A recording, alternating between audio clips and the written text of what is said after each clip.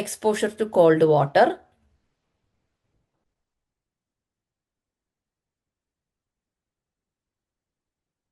diaphragmatic breathing, diaphragmatic breathing,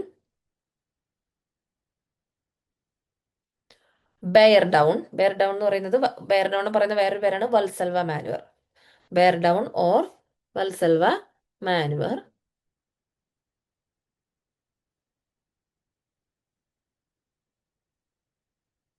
ഗാർഗിളിംഗ്, gargling. ഇപ്പൊ നിങ്ങളുടെ എന്താ ഡെയിലി ലൈഫിൽ ഇപ്പൊ നിങ്ങൾക്ക് തോന്നുവാണ് ബി പി ഒക്കെ ഹൈ ആയി പോകുന്നു, അല്ലെങ്കിൽ ബി പിയിൽ വേരിയേഷൻ വരുന്നു, അപ്പൊ ജസ്റ്റ് ഇങ്ങനെ ഇയറിന്റെ പുറകിലൊക്കെ ഒന്ന് മസാജ് ചെയ്ത് കൊടുക്കുക, അല്ലെങ്കിൽ കോൾഡ് ഷവർ എടുക്കുക. ഇപ്പൊ ടക്കിക്കാർഡിയ ചിലർക്ക് ഇങ്ങനെ ഹാർട്ട് ഇങ്ങനെ അടിക്കുന്ന പോലെയൊക്കെ ഫീൽ ഉണ്ടാവുകയെ, പാൽപിറ്റേഷൻ പോലെയൊക്കെ ഫീൽ ചെയ്യും. അപ്പൊ അങ്ങനെയുള്ള ടൈമിൽ ഒരു കോൾഡ് ഷവർ എടുക്കുക, അല്ലെങ്കിൽ ഫേസ് ഒക്കെ നല്ല തണുത്ത വെള്ളത്തിൽ കഴുകുക. അപ്പൊ അത് ഇങ്ങനെ ഹാർട്ടിന് ഒരു കംപ്ലൈന്റ് ഉണ്ടായത് കൊണ്ടാവണമെന്നില്ല. ചില കണ്ടീഷൻസിൽ ഇപ്പൊ നമുക്കൊരു പാനിക് ആയിട്ടൊരു സിറ്റുവേഷൻ വരുന്നു, അല്ലെങ്കിൽ ഒരു ആൻസൈറ്റി ഉണ്ടാകുന്ന ഒരു സിറ്റുവേഷൻ വരുന്നു, അങ്ങനെയുള്ള സമയത്ത് ഇങ്ങനെ ഇയറിന്റെ പുറകിൽ മസാജ് ചെയ്ത്, അല്ലെങ്കിൽ തണുത്ത വെള്ളത്തിൽ കുളിക്കുന്നത്, അല്ലെങ്കിൽ ഒന്ന് ബെയർ ഡൗൺ ചെയ്യുന്നത്, അങ്ങനെയൊക്കെ ചെയ്യുമ്പോൾ ഇത് കുറയും. അതൊരു വേഗസ് നെർവിനെ സ്റ്റിമുലേറ്റഡ് ആകുന്നു, അതൊന്ന് റിലാക്സ് ആക്കാൻ വേണ്ടിയിട്ട് സഹായിക്കും. ദെൻ ഐ വി ഫ്ലൂയിഡ് പറഞ്ഞു. സോ ഇതിനകത്ത് നമ്മൾ പറഞ്ഞ രണ്ട് കാര്യങ്ങളുണ്ടായിരുന്നേ, ഓട്ടോണോമിക് ഡിസ്റിഫ്ലക്സിയും ന്യൂറോജനിക് ഷോക്കും. അത് രണ്ടും നമ്മൾ കാണുവേ ലേറ്റർ. ഇനി അടുത്തത് വന്നിട്ട് urinary and G I. Urinary and G I.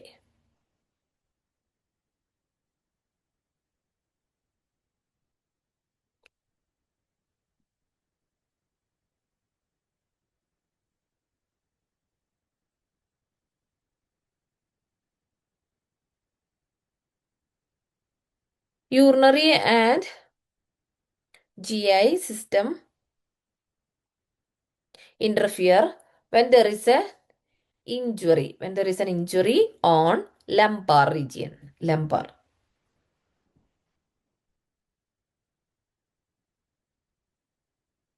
Lumbar region. Neurogenic signs and symptoms. Neurogenic bladder or bowel. Neurogenic bladder.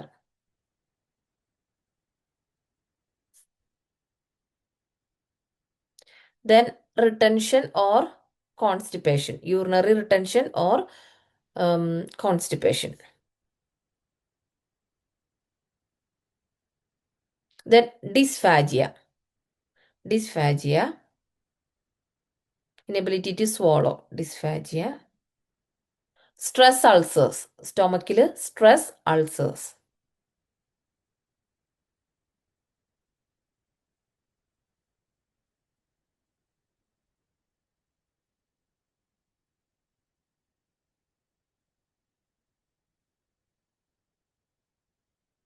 So ഇതിന്റെ മാനേജ്മെന്റ് വരുന്നത് Foley's catheter insertion. Foley's catheter insertion.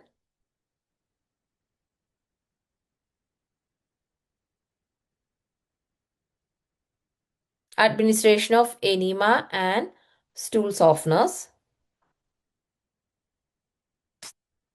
Administration of enema and stool softeners.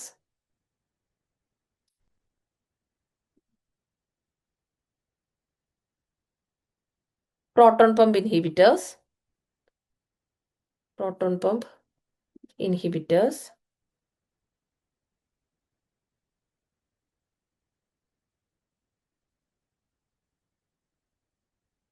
Increase water intake. Increase water intake.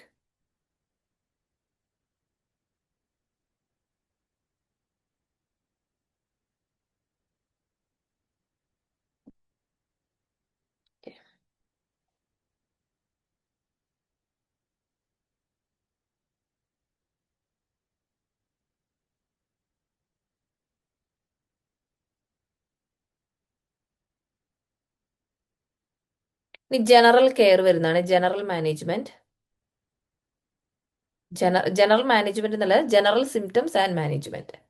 അപ്പൊ നമ്മൾ specific ആയിട്ട് respiratory, cardiology, GI, അതുപോലെ urinary അത്രയും കണ്ടു. ഇനി വരുന്ന സിംറ്റംസ് എന്ന് പറയുന്നത്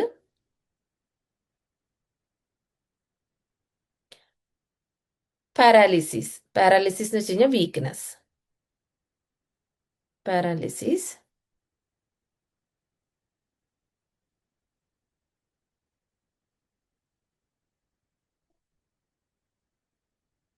അത് തന്നെ ക്വാഡ്രിപ്ലീജിയ. ക്വാഡ്രി എന്ന് വെച്ചാൽ എന്താ? 4. അപ്പൊ ഹാൻഡും ലെഗും എല്ലാം paralysed ആവുന്നതിനാണ് ക്വാഡ്രിപ്ലീജിയ.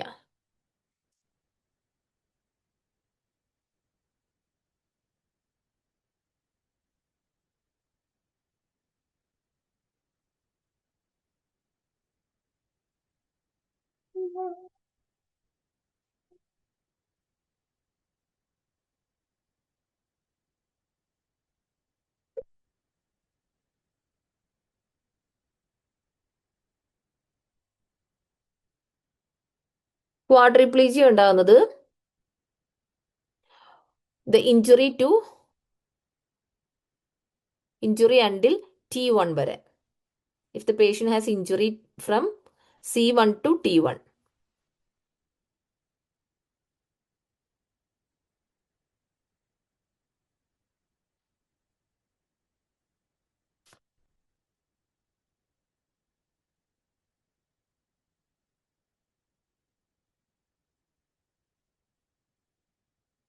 Then T2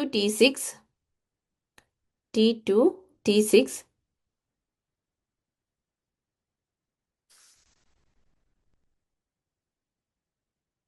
paraplegia.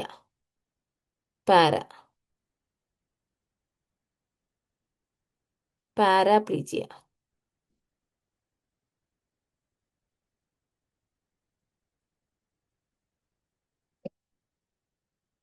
Paraplegia paraplegia എന്ന് വെച്ച് കഴിഞ്ഞാൽ ബോഡിനെ ഹാഫ് ആക്കി കഴിഞ്ഞാൽ അപ്പർ ആൻഡ് ലോവർ പോർഷൻ ഉണ്ടല്ലേ. അപ്പൊ അബ്ഡമൻ തുടങ്ങി താഴേക്ക്, ഈ പിക്ചറിൽ കൊടുത്തിട്ടുണ്ട്, അബ്ഡമൻ തുടങ്ങി താഴേക്കുള്ളതിനെയാണ് നമ്മൾ പാരാപ്ലീജിയ എന്ന് പറയുന്നത്.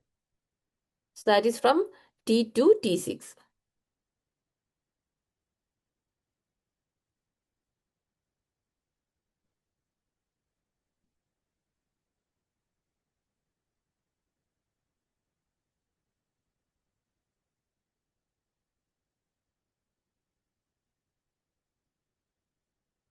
Then T7 to lower. T7 to lower.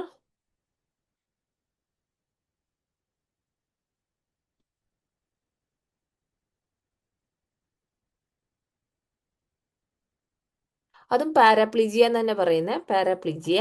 പക്ഷേ ഈ പാരാപ്ലീജിയക്ക് നമ്മൾ നമ്പർ ഇട്ട് പറയുവേ, T6 അല്ലെങ്കിൽ T7 പാരാപ്ലീജിയ, അല്ലെങ്കിൽ അതിപ്പോൾ നമുക്ക് CT അല്ലെങ്കിൽ എന്താ ടെസ്റ്റുകൾ ചെയ്യുമ്പോൾ അറിയാൻ പറ്റും ഏത് സ്പൈനൽ നെർവ് തുടങ്ങിയാണ് ഡാമേജ് വന്നേക്കുന്നത്. അപ്പോൾ ആ നമ്പർ സ്പെസിഫൈ ചെയ്തിട്ട് T3 T4 അല്ലെങ്കിൽ T12 പാരാപ്ലീജിയ എന്ന് പറയും.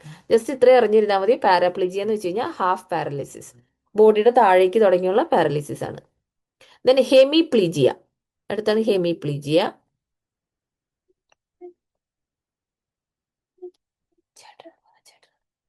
Hemiplegia means half body. അത് ഫുൾ റൈറ്റ് ഓർ ലെഫ്റ്റ് എന്നുള്ളതാണ്. Hemiplegia is the half paralysis either right or left. Picture നോക്കിക്കേ, അതുകൊണ്ട് ഹാഫ് ആയിട്ട്.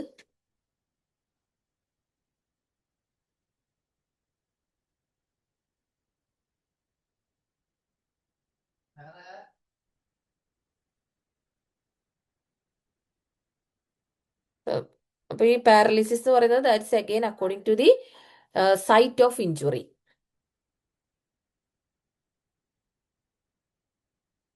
Then impaired thermoregulation. അടുത്താണ് ഇംപയർഡ്. അടുത്ത ജനറൽ സിംറ്റംസ് ആണ്. ഇതിന്റെ മാനേജ്മെന്റ് പറഞ്ഞില്ല. പാരാപ്ലിജിയുടെ മാനേജ്മെന്റ് വന്നിട്ട് മെയിൻ ആയിട്ട് range of motion exercise, physiotherapy,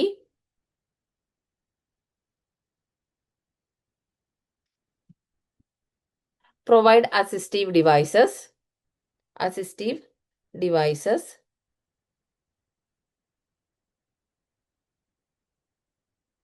then skin care.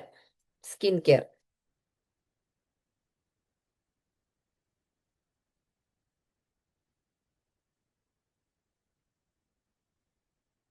അടുത്ത ജനറൽ സിംറ്റം ആണ് impaired thermoregulation. Impaired thermoregulation. Inability to sweat or shiver.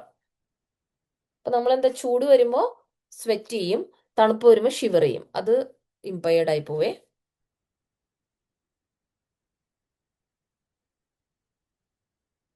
So അതിന്റെ മാനേജ്മെന്റ് വന്നിട്ട് control external temperature, check temperature patient body temperature regularly.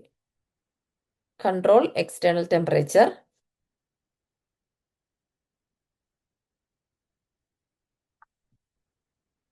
then control body check body temperature frequently.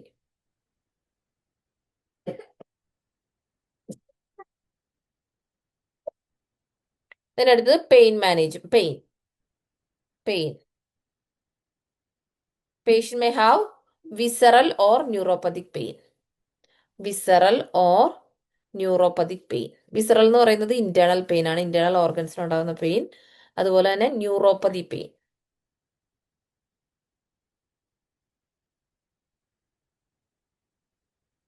So അതിന് ചെയ്യാനുള്ളത് administer analgesics. Administer analgesics.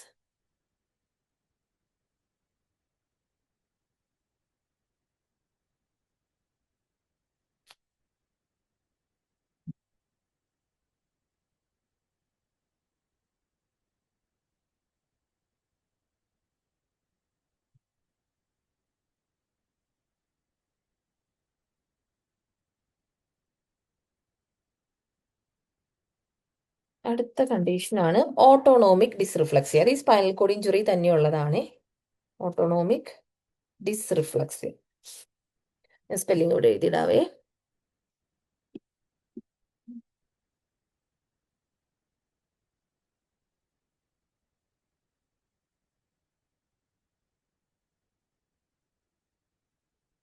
Okay.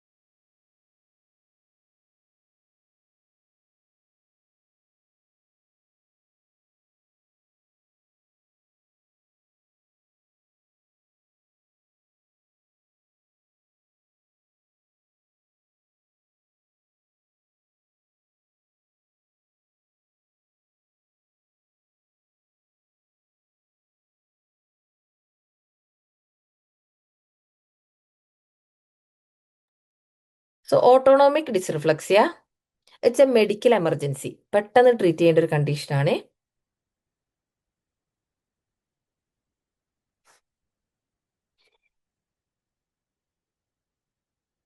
It occurs, autonomic dysreflexia occurs if patient has injury, spinal cord injury above the T6. Spinal cord injury above the T6. ഇപ്പൊ ഏതൊക്കെ വരും? Full സെർവിയാക്കൽ vertebrae വരും. C1, C2, C3, C4. അത് അങ്ങനെ തന്നെ അങ്ങ് എഴുതി വെക്കണം കേട്ടോ. ഇതൊരു ഇമ്പോർട്ടൻറ്റ് ടോപ്പിക്കാ. ഇപ്പൊ C1, C2, C3 തുടങ്ങി C7 വരെ, ദെൻ T1, T2 തുടങ്ങി T6 വരെ, above T6.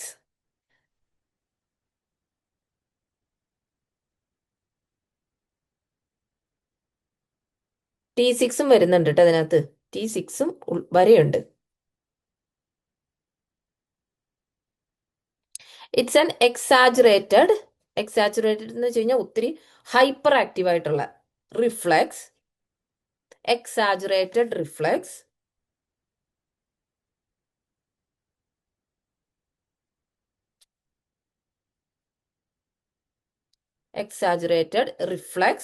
response by the autonomic nervous system due to an irritation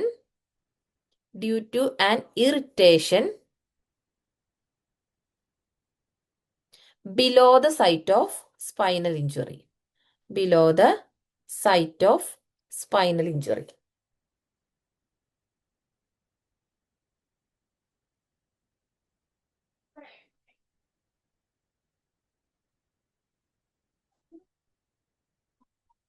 It's an exaggerated reflex response by the autonomic nervous system due to an irritating stimulus below the site of spinal injury. അതായത് patient T6 വരെ injury വന്ന് കിടക്കുന്ന patient മിക്കവാറും ക്വാഡ്രിപ്ലീജിക് ആയിരിക്കും, ക്വാഡ്രിപ്ലീജിക് or paraplegic ആയിട്ടായിരിക്കും. അപ്പൊ ഈ T6 താഴെ പേഷ്യന്റിന് ഇപ്പൊ എന്തെങ്കിലും ഒരു ചെറിയ സ്റ്റിമുലേഷൻ, അതായത് ഇപ്പൊ ഒരു കാലിന് വേദന വന്നു, അല്ലെങ്കിൽ എന്താ ഫുൾ ബ്ലാഡറായി, ബ്ലാഡർ ഇങ്ങനെ ഫുള്ളായി ഇരിക്കുക, അല്ലെങ്കിൽ കോൺസ്റ്റിപ്പേഷൻ വന്നു പേഷ്യന്റിന്. അപ്പൊ അതൊക്കെ ഒരു സ്റ്റിമുലൻ, ഒരു ഇറിറ്റന്റ് ആയിട്ട് വന്നിട്ട്, അതായത് ഒരു ഇറിറ്റേഷൻ, അത് നമ്മുടെ ഫുൾ ബോഡിയുടെ ഓട്ടോണോമിക് നെർവസ് സിസ്റ്റത്തിനെ അഫക്റ്റ് ചെയ്യും. അതായത് ഓട്ടോണോമിക് നെർവസ് സിസ്റ്റം ആക്ടിവേറ്റ് ചെയ്യും. പേഷ്യന്റിന് പെട്ടെന്നായിട്ട് BP ഹൈ ആവും, ഭയങ്കര ഒത്തിരി BP കൂടും. അതുപോലെ പേഷ്യന്റ് ഷിവർ ചെയ്യാൻ തുടങ്ങും. ചിലപ്പോൾ പേഷ്യന്റിന് ഡെത്ത് വരെ വന്നു പോകും കേട്ടോ. കാരണം എന്താ, ഈ ഓട്ടോണോമിക് സിസ്റ്റം അല്ലെങ്കിൽ ഓട്ടോണോമിക് നെർവസ് സിസ്റ്റം സ്റ്റിമുലേറ്റഡ് ആവുന്നതുകൊണ്ടാണ്. ഓക്കെ, മനസ്സിലായോ? അപ്പൊ ഇത് ഏത് ആൾക്കാരിലാണ് കാണുന്നത്?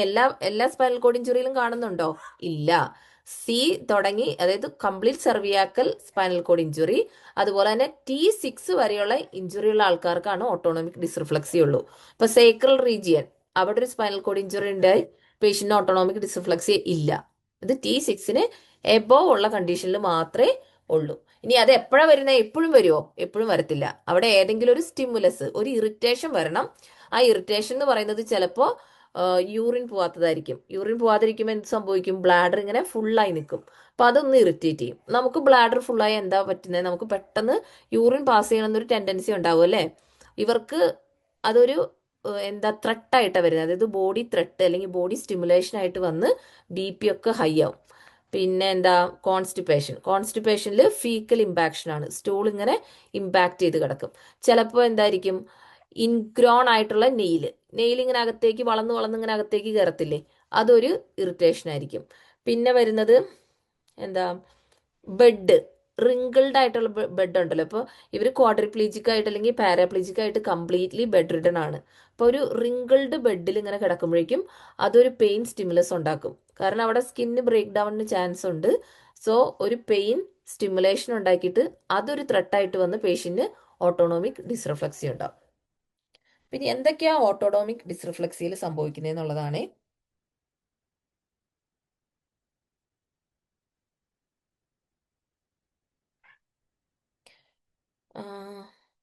റീസൺസ് എഴുതിക്കോ. Reasons for autonomic ഡിസ്റിഫ്ലക്സിയ.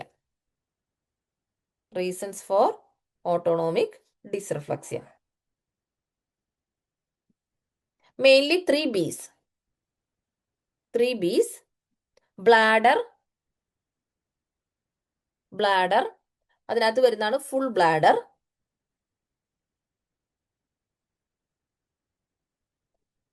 Or bladder infection, UTI. Bladder infection, full bladder or bladder infection. പിന്നെ വരുന്നതാണ് block or kink in Foley's catheter. ഇതിന്റെയൊക്കെ ഫൈനൽ റിസൾട്ട് എന്താ? യൂറിൻ ഇങ്ങനെ ബ്ലാഡറിൽ തന്നെ നിൽക്കും എന്നുള്ളതാണ്. ബ്ലോക്ക് ആയിട്ട് നിൽക്കും. ഇപ്പൊ ഫുൾ ബ്ലാഡർ ഉണ്ട്, UTI, ബ്ലാഡർ ഇൻഫെക്ഷൻ ഉണ്ട്, പിന്നെ വന്നിട്ട് block or kink in Foley's catheter.